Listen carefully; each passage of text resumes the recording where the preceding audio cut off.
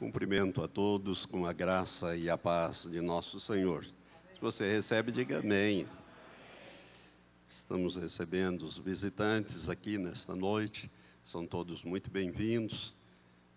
Queremos abençoar a sua vida através da palavra de Deus, né? Tudo que fazemos aqui é para a glorificação do Pai, do Filho e do Espírito Santo, e também para abençoar a sua vida, a sua casa, a sua família. Estou vendo aqui o doutor Sérgio Frederico, que está liderando uma equipe de homens e mulheres numa reivindicação muito importante para a nossa região.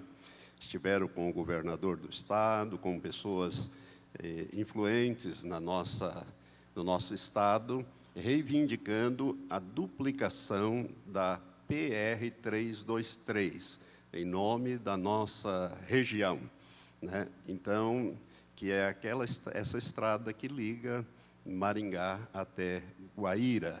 Isso aí duplicado vai dar um dinamismo e, além de tudo, vai dar mais segurança para os que transitam. Essa é uma das rodovias mais transitadas do Paraná.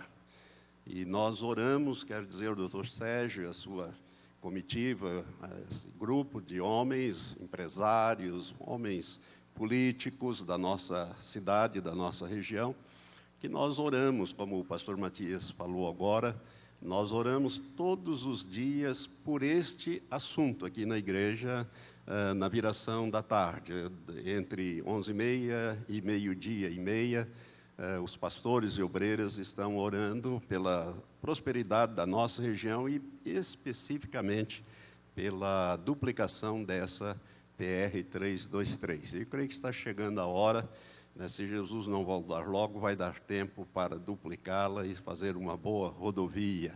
É o que nós estamos pedindo a Deus. E crendo, não é só pedir, tem que pedir crendo.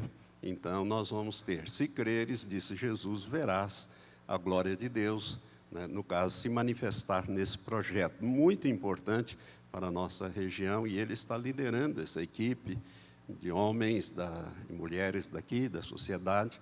Então, nós queremos abençoar juntamente com toda essa equipe, para que Deus dê provimento a esse propósito. Eu creio que já está indo à frente. Pelas notícias que nós ouvimos, esse é um projeto que Deus está abençoando. Amém? Então, não sei, irmãos, vou falar isso. Nós tivemos uma revelação há muitos anos atrás, quando o Moarama não tinha nenhum prédio e não ia para frente.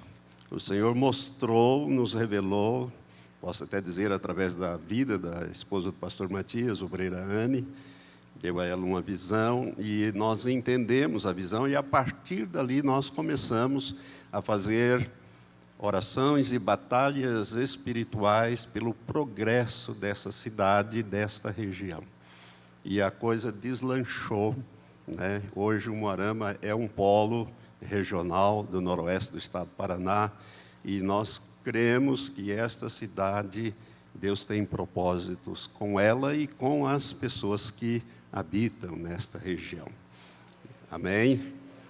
E nós fazemos isso todo dia. Então, eu gostaria de desafiar você também a fazer isso pela nossa cidade, pela nossa região, por toda essa região noroeste do estado do Paraná. Agora, abra a tua Bíblia comigo. No Evangelho de Mateus, nós vamos ler dois textos. No primeiro, no capítulo 8, versos de 5 a 13. Mateus, capítulo 8, versos de 5 a 13. Em seguida, leremos um outro texto. E a ministração que faremos hoje tem como título: Deus honra a nossa fé. Diga assim: Deus honra a nossa fé. Vamos tornar isso mais pessoal. Diga assim: Deus honra a minha fé. Isso. A Bíblia diz isto: Uma vez Deus mandou um profeta falar com o sumo sacerdote Eli, está lá no primeiro livro dos Reis, capítulo 2, o verso 30, a parte final desse verso, Deus diz ao sumo sacerdote Eli, depois de repreendê-lo, porque Eli estava honrando mais os seus filhos, Ofni e Finéias, do que a Deus. Deus repreende Eli e diz para ele: eu honro os que me honram, mas os que me desprezam serão desprezados. Essa é uma revelação importante, irmãos, pelo menos para a minha vida é. Eu honro os que me honram. Deus honra aquele que o honra. E ninguém pode honrar mais a Deus do que crendo na palavra dele e a colocando em prática na sua vida. Esta é a chave. Para honrar a Deus, eu preciso entender a sua palavra, lê-la, meditar nela, entender, crer nela e colocá-la em prática na minha vida. Deus diz: se você me honrar, eu vou te honrar. Mas se você me desprezar, eu vou te desprezar. Então eu honro os que me honram, mas os que me desprezam serão desprezados. Vamos ver então como Deus honra a nossa fé. Aqui alguns exemplos do Novo Testamento. Mateus 8, versos 5 em diante, nós lemos: tendo Jesus entrado em Cafarnaum, chegou-se a ele um centurião que lhe rogava, dizendo: Senhor, o meu criado jaz em casa, paralítico e horrivelmente atormentado. Este homem tinha duas coisas. Ele estava paralítico, eu não sei como, se era uma paralisia temporária, mas estava paralítico e atormentado. Então tinha demônios nessa história também, né? Terrivelmente atormentado. Verso 7, respondeu-lhe Jesus: eu irei e o curarei. O centurião, porém, replicou-lhe: Senhor, não sou digno de que entres debaixo do meu telhado, mas somente dize uma palavra e meu criado há de sarar. Pois também eu sou homem sujeito à autoridade, e tenho soldados às minhas ordens, e digo a este: vai, e ele vai, e a outro: vem, e ele vem, e a meu servo: faze isto, e ele faz. Jesus, ouvindo isso, admirou-se e disse aos que o seguiam: em verdade vos digo que a ninguém encontrei em Israel com tamanha fé. Também vos digo que muitos virão do Oriente e do Ocidente, reclinar-se-ão à mesa com Abraão, Isaque e Jacó no reino dos céus. Eu espero que você seja um desses. Muitos que virão, em razão da sua fé, virão para reclinar-se à mesa. Isso aqui está falando do banquete, né? Do banquete celestial que vai haver. Mas os filhos do reino serão lançados nas trevas exteriores, e ali haverá choro e ranger de dentes. Então disse Jesus ao centurião: vai-te e te seja feito assim como crestes. E naquela mesma hora o seu criado sarou. Aleluia! Observe que Jesus honrou a fé deste homem. Jesus simplesmente liberou uma palavra, mas a fé utilizada para operar este milagre estava com o centurião. Ele disse: Senhor, não precisa o Senhor entrar na minha casa. Eu sei o que é o poder da palavra. Eu tenho 100 homens à minha disposição. Ele era um oficial romano. Ele era um estrangeiro, ele não era judeu, por isso que Jesus ficou admirado. Ele era um italiano, um comandante de uma guarnição de 100 homens. E Jesus ficou admirado, porque ele conhecia o poder da autoridade da palavra, não precisava nem dele ir lá. Eu teria sido privilegiado se estivesse eu no lugar desse centurião, disse: Senhor, vai ser uma honra recebê-lo lá. Eu já vou mandar preparar alguma coisa, né? Seria isto, mas esse homem não. Ele disse: não precisa o Senhor, eu não sou digno que o Senhor entre debaixo do meu telhado. Dê uma ordem, só fale uma palavra, e eu tenho certeza, eu tenho fé, que o meu criado vai ser liberto e curado. Vamos ver um outro episódio. Vira a página aí, no capítulo 9, verso 27 a 31. Eu não pedi que os irmãos abreviassem o culto, então eu acho que eu vou tentar fazer alguma coisa nesses poucos minutos que me restam ainda. No capítulo 9, no verso 27, nós lemos assim: partindo Jesus dali, seguiram-no 2 cegos. Jesus havia, se você olhar um pouquinho para trás, você vai ver que ele havia operado 2 milagres. O fluxo de sangue na mulher, que havia tocado nele, e depois ele foi até a casa de Jairo e ressuscitou a filha de Jairo, que tinha 12 anos. Partindo dali, seguiram-no 2 cegos que clamavam, dizendo: tem compaixão de nós, filho de Davi. E tendo ele entrado em casa, os cegos se aproximaram dele. E Jesus perguntou-lhes: crede que eu posso fazer isso? Responderam eles: sim, Senhor. Então lhes tocou os olhos, dizendo: seja-vos feito segundo a vossa fé. Seja-vos feito segundo a vossa fé. E os olhos se lhes abriram. Jesus ordenou-lhes terminantemente, dizendo: vede que ninguém o saiba. Eles, porém, saíram e divulgaram a sua fama por toda aquela terra.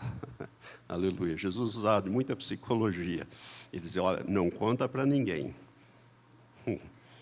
Como não contar para ninguém um milagre desse? Jesus era muito sábio nas suas posturas, né? Nós temos que aprender com ele.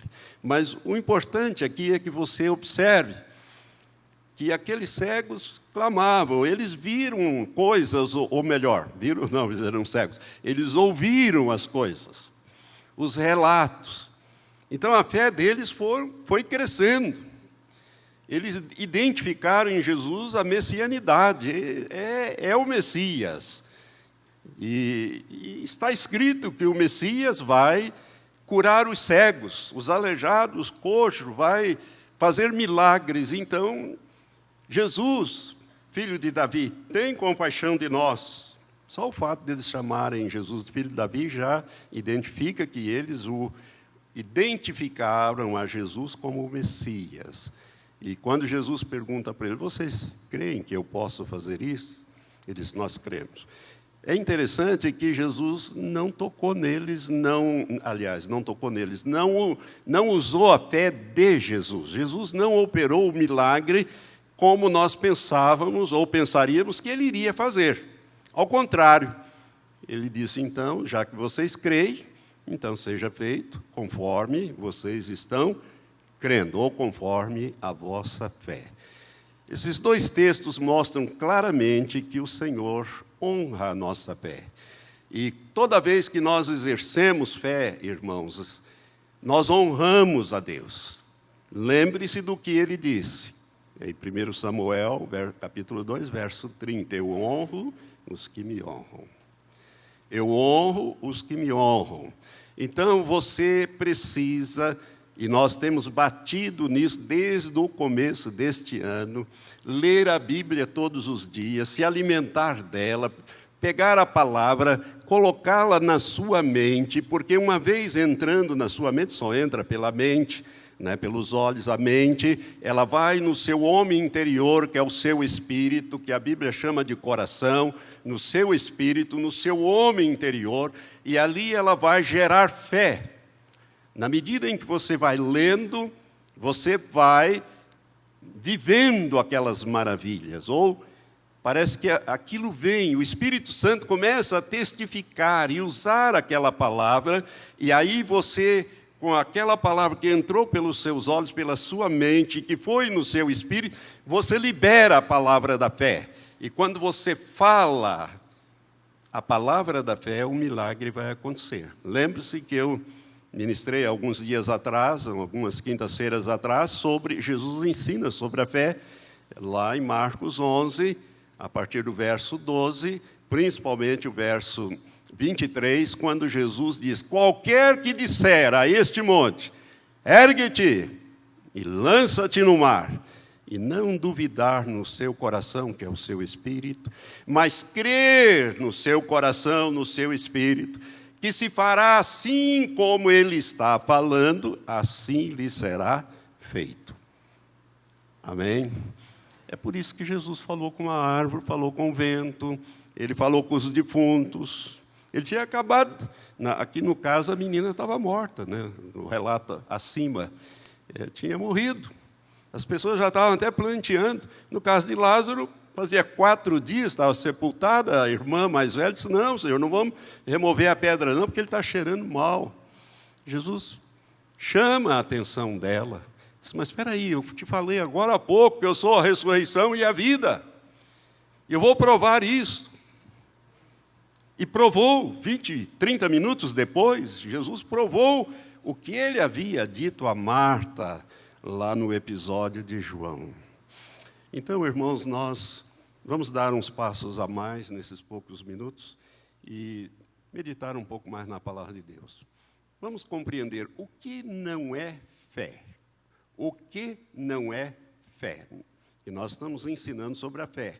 Por que eu estou fazendo isso? Porque o Senhor já me mostrou que essa igreja vai ter que nadar em fé, andar em fé. Pastor Matias, você vai ver, as segundas-feiras vai começar a vir muitos milagres, né? A Eliane hoje já testemunhou dela, né? Quando orou pelas pessoas. O que eu faço na segunda-feira? Pelo menos quando o pastor Matias está fora, porque ele é o responsável por essa reunião. Mas eu chamo as pessoas para orar umas pelas outras. Primeiro falo um pouquinho da fé, né, que já estou batendo nessa tecla, depois eu digo, agora você pratica, e você vai ver o resultado. O resultado, irmãos, é que a palavra de Deus é verdadeira. Deus não mente, Ele não é homem, nós cantamos hoje aqui, Ele não é homem para mentir. O que Ele diz... E quando ele inspirou esses escritores para escrever isso, quando o Espírito Santo inspirou, o Espírito Santo é o único autor da Bíblia, escritores foram cerca de 40, mas a autoria de um só, é de Deus o Espírito Santo. Quando ele inspirou esses homens para escrever, Deus disse, olha, põe aí porque eu vou honrar essa palavra. Lembre-se que lá em Deuteronômio, no capítulo 29, eu tenho que citar os capítulos, versículos, para você ver se você me segue nesse projeto. Capítulo 29, verso 29, está escrito assim, as coisas não reveladas pertencem ao Senhor nosso Deus. Então não queira descobrir, ficar querendo descobrir as coisas que Deus não revelou na palavra dele. Mas as reveladas nos pertencem a nós e aos nossos filhos para sempre. Então tudo que está aqui nos pertence a nós e aos nossos filhos para sempre. Amém? Então precisamos conhecer a nossa herança. Tem 2 testamentos aqui que você precisa conhecer, o Antigo e o Novo. Amém? Principalmente o Novo. O Antigo eram sombras que se realizaram no Novo, na pessoa de Jesus. Então vamos ver, o que não é fé? Fé não é uma mera emoção. Tem muita gente que confunde fé com emoção. Se eu não sentir, e a coisa não arrepiar, e eu não entrar num meio transe ou num transe, parece que não tenho fé. Mas fé não é nada disso. Fé não é emoção. Emoção, irmãos, é da alma. É uma dos atributos da nossa alma, não do nosso espírito. É da nossa mente, da nossa alma, da nossa personalidade. Emoção, Deus não usa a alma do homem para transmitir a vida. Jesus diz, as palavras que vos tenho dito são espírito e vida. Não é alma e vida. É espírito e vida. As palavras que ele nos ensinou. Está lá em João capítulo 6. Não vou citar o versículo, para você ir atrás depois e ler todo, pelo menos o capítulo 6 do Evangelho de João. Você vai aprender muita coisa ali. É riquíssimo esse capítulo 6. Mas não é emoção. Nós podemos ter emoção, faz parte da nossa personalidade sermos emotivos. Quando você vê alguma coisa, uma injustiça, você fica emocionado. Quando você vê alguma coisa que toca o seu coração, você emociona. Jesus tinha emoção, né? Nós vemos isso quando ele foi ressuscitar a Lázaro. A Bíblia diz que Jesus chorou. Quando ele viu aquela miséria humana, todo aquele sofrimento, Marta, Maria, os judeus, aquele povoado, tudo chorando, gritando, ele que amava Lázaro e aquelas irmãs, aquela família, onde ele se hospedava sempre, quando ele vinha a Jerusalém, ele chorou. A Bíblia diz que ele se comoveu profundamente nas suas emoções, e chorou, e foi até o túmulo e ressuscitou a Lázaro. Então, não é emoção. Emoção é uma faculdade da nossa alma. Também não é um salto no escuro. Não é um ato de loucura. A fé tem um firme fundamento. E eu já vou falar disso. Ela tem um fundamento muito firme, a nossa fé. Então, não é um ato de loucura. Não é um negócio que você sai... Você lê ali na Bíblia e tal, diz, agora eu vou fazer também. Paul Yong Cho, pastor Paul Yong Cho, pastor da maior igreja evangélica do mundo, lá na Coreia, com mais de 1 milhão de membros, ele escrevendo nos seus livros, ele conta uma experiência de 2 moças que achavam, né, leram na Bíblia que Jesus andou por cima d'água, e um dia estava chovendo, e elas, para não fazer a volta lá e passar pela ponte, chegaram na beira do rio transbordando, elas queriam passar para ir num determinado lugar, parece que era até um culto. Elas dizem, já que Jesus andou, ele quer que nós façamos as mesmas obras, vamos andar também sobre a água. Agora vamos. E pularam na água e o rio levou, morreram afogados. Morreram afogados, ele conta isso. Não é assim. Se você olhar o contexto, você vai ver que Jesus, quando ele orou a noite toda, sozinho no monte, mandou os discípulos irem no barco, está lá em Mateus, capítulo 4, né? E enquanto eles foram lá pelo meio do mar da Galileia, Jesus, na última vigília, entre 3 e 6 da manhã, ele chegou na beira do mar, um temporal, não tinha barco, não tinha ninguém. Ele falou, vou por cima d'água. Ele disse que ia passar para o outro lado. Ele fez isso. E quando Pedro gritou, os apóstolos, etc., gritaram, é um fantasma, Jesus... Porque, irmãos, estava aqueles relâmpagos, aquela coisa, você pode imaginar um mar agitado, eles remando a noite inteira, ele estava lá no meio daquele grande lago, que é o maior depósito de água potável de Israel, que é o Mar da Galileia, tem cerca de 20 quilômetros de extensão por 11, se eu não me engano, 12 de largura, e estava lá no meio.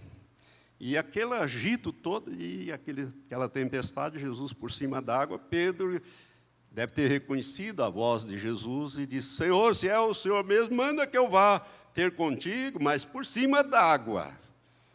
Jesus deu uma palavra de ordem e disse, vem. Liberou uma palavra de fé. Vem, Pedro. Pedro pulou e andou por cima d'água.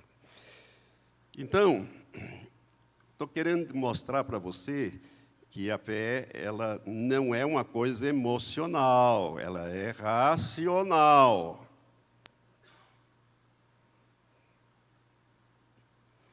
É racional. Não vou falar o que eu ia falar. Então, o que é a fé? Fé, irmãos, vamos falar juntos? Eu vou falar primeiro, depois você fala atrás, tá? Fé é crer que tudo o que Deus diz na sua palavra é verdade. Diga.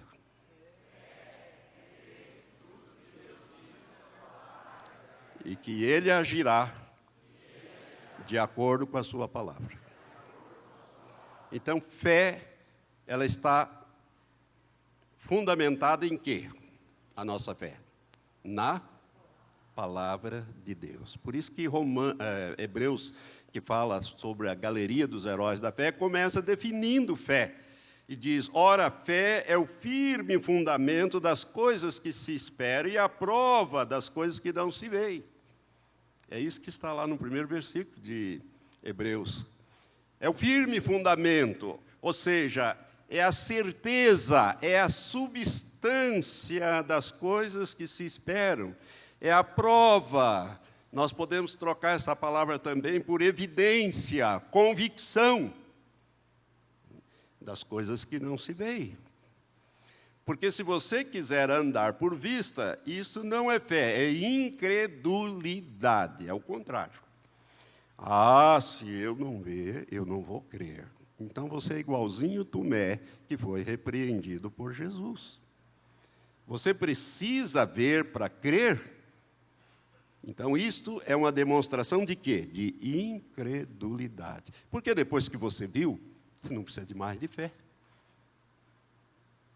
Já foi tudo constatado, né? E nós temos uma mania, quando você mostra alguma coisa, o outro estende a mão, deixa eu ver. Ele pega na mão, né? Então, não é só o olho, a mão também, porque ele quer examinar. Então, você já constatou, já viu, não precisa de fé mais. Fé é o contrário. É quando você não vê e crê. Amém? E porque você crê, você vai ver. O pastor Messias, Anacleto Rosa, que escreve todo ano aqueles libretozinhos muito abençoadores, né? Que a gente dá no final do ano e incentiva os irmãos a dar. Ele, que pregou várias vezes aqui, ele disse que fé é a escritura de posse daquilo que é seu em Cristo Jesus. Diga assim, fé é a escritura de posse daquilo que é seu em Cristo Jesus. Essa é uma definição dele, perfeito. Você já teve uma escritura de posse, de propriedade na sua mão? Quando você tem, você está escrito ali que você é o dono, está averbado lá no cartório, registradinho e tal. Você tem certeza que é o dono, não tem? Tem, a escritura de posse. Você tem aí na sua mão, irmãos, a propriedade. O Senhor nos deixou o testamento. E Ele selou esse testamento, Ele revelou. Tudo que está revelado nos pertence a nós e aos nossos filhos, às nossas descendências, e Ele selou com o sangue dele. O testador já morreu, não pode ser mudado mais o testamento. Agora é só cumprir, é só executar. Então você precisa tomar posse da tua herança. Nós cantamos de vez em quando, tudo que Jesus conquistou na cruz é direito nosso, é nossa herança. Agora você sabe por que os outros que cantam, né? Será que isso é verdade? Tem uma base na Bíblia? Tem. Abra na primeira epístola de João, no capítulo 5, lá no finalzinho. Não vá procurar 1 de João lá no início da Bíblia, é lá no fim, né? Tem que se familiarizar com a Bíblia. Primeira epístola de João, ou carta de João, capítulo 5, o verso é o 4, diz assim, porque todo que é nascido de Deus vence o mundo, e esta é a vitória que vence o mundo. O quê? A nossa fé. Então não há nada que você não possa vencer pela fé. Não é nada que você não possa obter pela fé. É por isso que Jesus foi radical, quando ele diz, tudo o que pedirdes na oração, crendo, recebereis. Porque tudo, disse Jesus numa outra ocasião, é possível para aquele que crê, não para aquele que não crê. Não para aquele que precisa ver primeiro para dizer que crê. Jesus foi radical. Sempre que ele expressou, ele disse tudo. E quando Deus diz tudo, é tudo. Tudo. Então, irmãos, nós temos que entender, essas coisas têm que entrar na nossa mente, gerar na nossa mente uma convicção, mas ir lá no nosso homem interior, que é o nosso espírito. Você tem um homem interior, é o teu espírito. É a centelha divina que Deus te deu. Não deu para ninguém mais, não deu para o cavalo, para o boi, só deu para o homem e os anjos. Essa centelha divina, que é o teu espírito. E por isso que você precisa crer com o teu espírito, não com a tua mente. A mente é a entrada, é a porta para onde você vai levar toda a palavra de Deus para frente. Por isso que Deus, dando a chave do sucesso para Josué, no capítulo 1, Deus disse: Josué, olha, agora você vai liderar esse povo. Moisés está morto.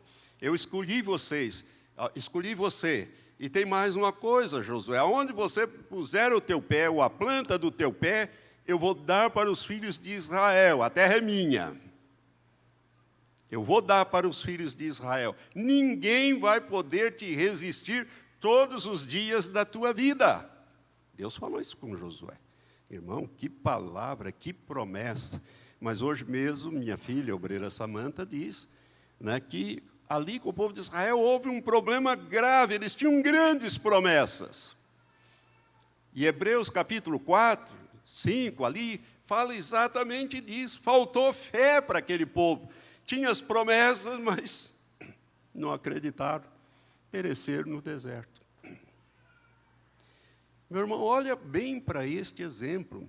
Você e eu temos, não sei, alguns 18 mil, outros 12 mil. Eu já li que um teólogo, agora não sei, não me lembro mais o nome dele, disse que tem mais de 30 mil promessas aqui.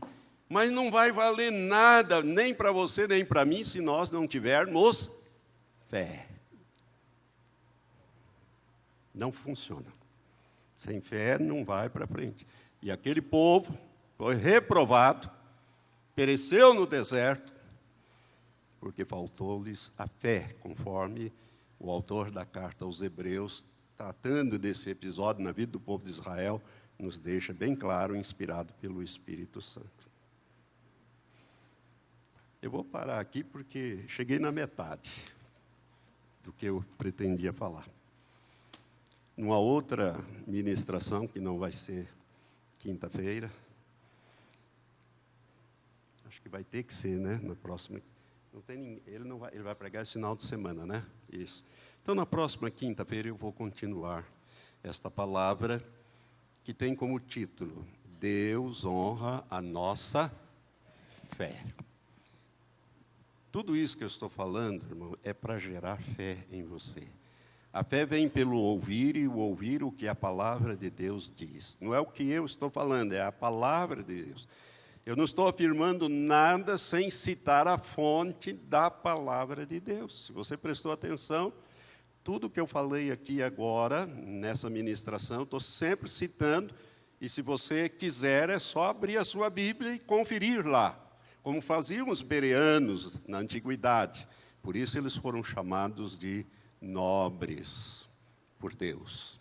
Né? Por quê? Porque eles conferiam aquilo que o apóstolo Paulo falava e ensinava na sinagoga naqueles dias.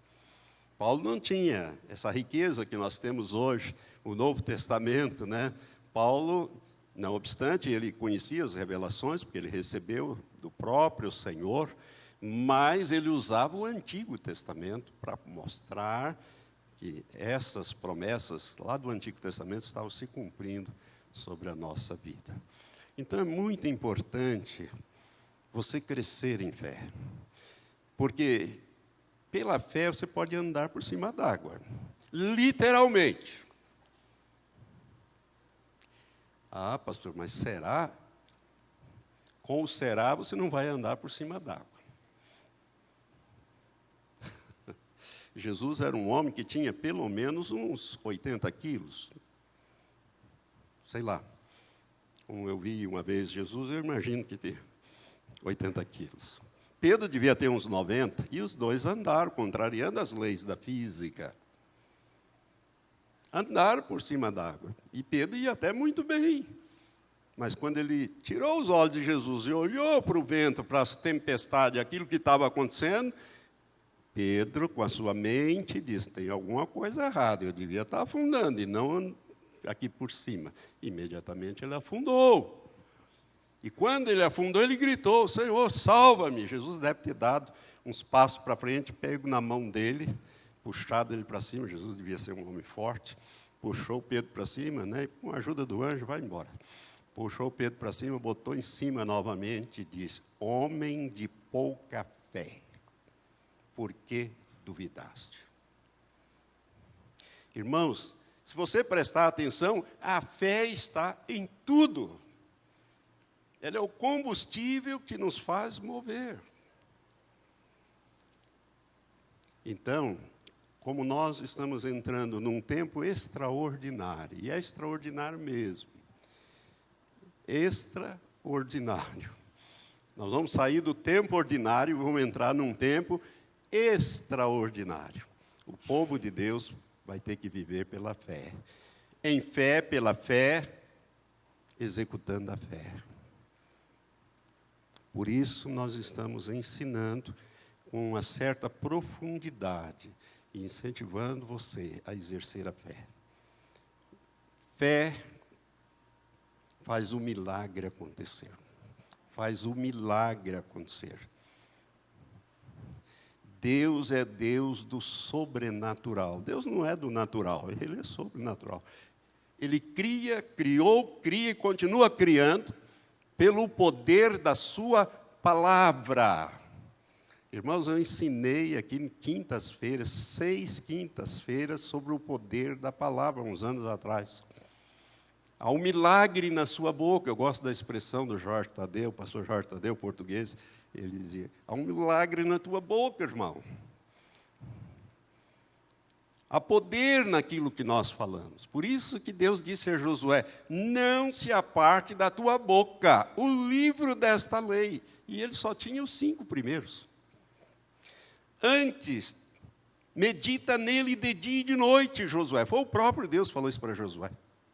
Para que tenhas o cuidado de fazer conforme tudo nele está escrito.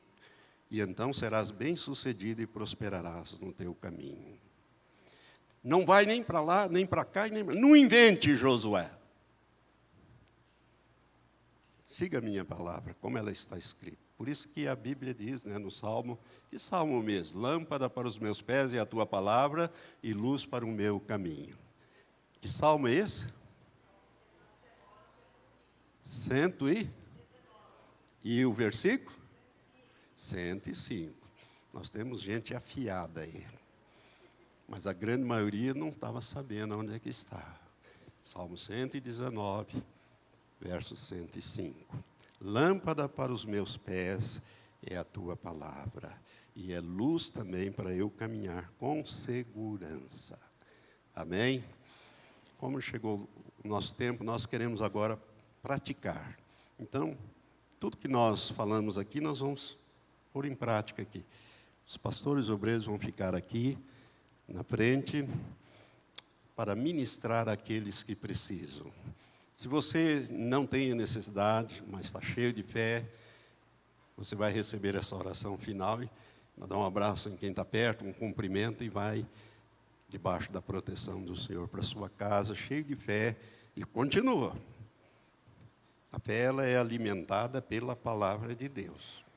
Quando você caminha, né, usa o carro, a gasolina vai baixando, o combustível vai baixando. Você tem que botar mais combustível ali para manter o carro em movimento. Tá? Então, não deixe de crescer a sua fé. Só tem um jeito de crescer a fé. É comendo, se alimentando da palavra de Deus. Por isso que o Salmo 119, verso 11, diz, escondi a tua palavra no meu coração. Coloquei ela lá dentro. Para eu não pecar contra ti, para eu ser um homem, uma mulher vitoriosos, né, naquilo que eu faço. Qual é o que vence mesmo o mundo? A nossa fé. Essa é a vitória que vence o mundo, a nossa fé, em qualquer circunstância. Eu não ia dizer, mas vou dizer, eu quero aproveitar o exemplo do irmão Walter, o testemunho que ele deu. Ele foi surpreendido por aquele cão raivoso, né, violento. Mas se o irmão tivesse usado os anjos ali, você ia ver o que ia acontecer. Os anjos estavam contigo, está ali na hora. Gente, Jesus falou com uma árvore, você pode falar com um cão, arreda, em nome de Jesus. O anjo bloqueia ele. Tem um vídeo na internet que já faz um certo tempo, mas é uma coisa impressionante, que aquele jornalista chamado Datena, ele mostrou isso lá no programa. Eu não vejo aquele programa, mas eu ouvi a voz dele no vídeo que estava na internet. Um ladrão chega para assaltar uma casa e tem duas mulheres entrando, estavam chegando da igreja, e o ladrão chega e elas começam a resistir. Ele queria entrar, ia resistir, e ela ia com a arma na mão, e aí ele dá um tiro, o revólver, clec, falha. Dá outro tiro, clec, falha. Aí chega uma terceira e começa a discutir com ele, e ele com a arma na mão, ele entra e sai sem levar nada, e aquela coisa das mulheres discutindo, ele dá mais um tiro e, claro, falha novamente e ele some. Daí um pouco a polícia pega ele e o revólver, está prontinho para...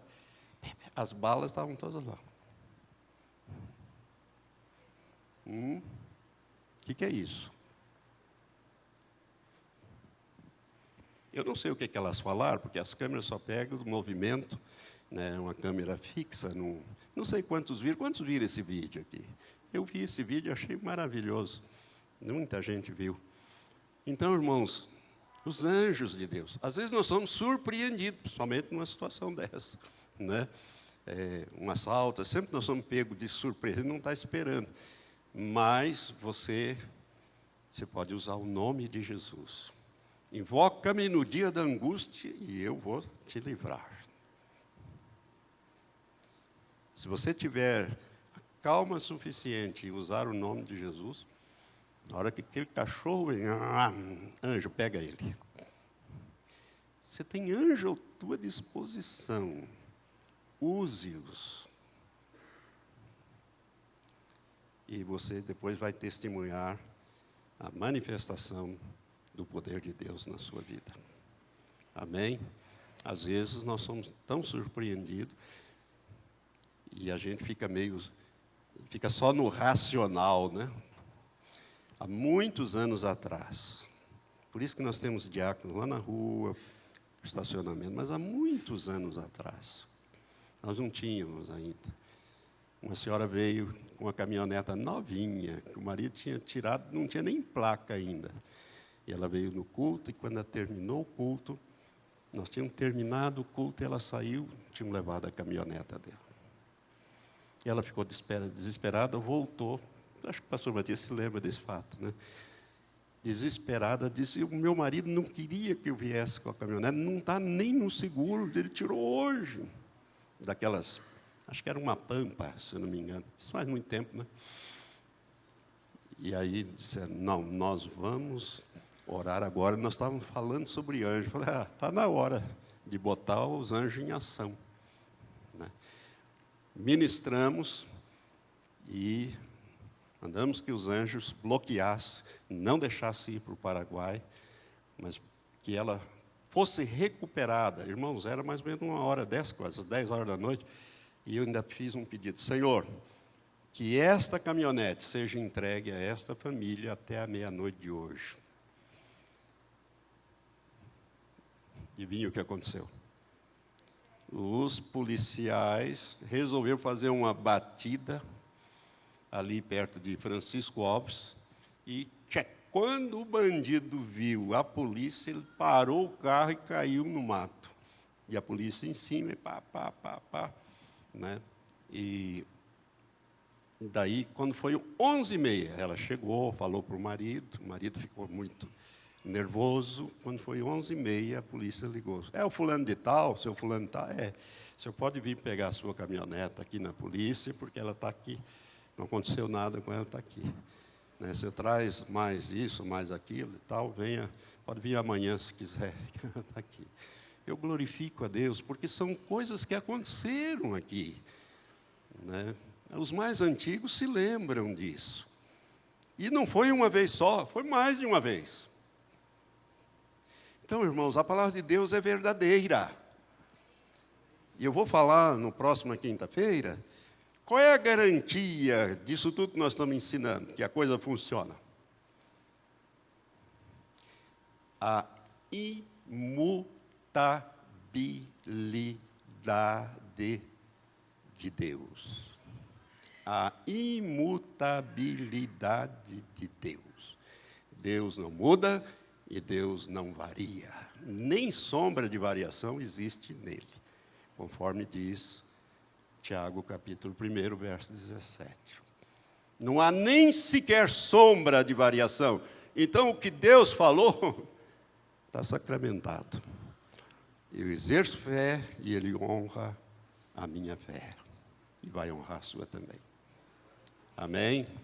Nós temos tudo para ser crentes vitoriosos. Não precisamos ser derrotados, não. Vamos ficar em pé.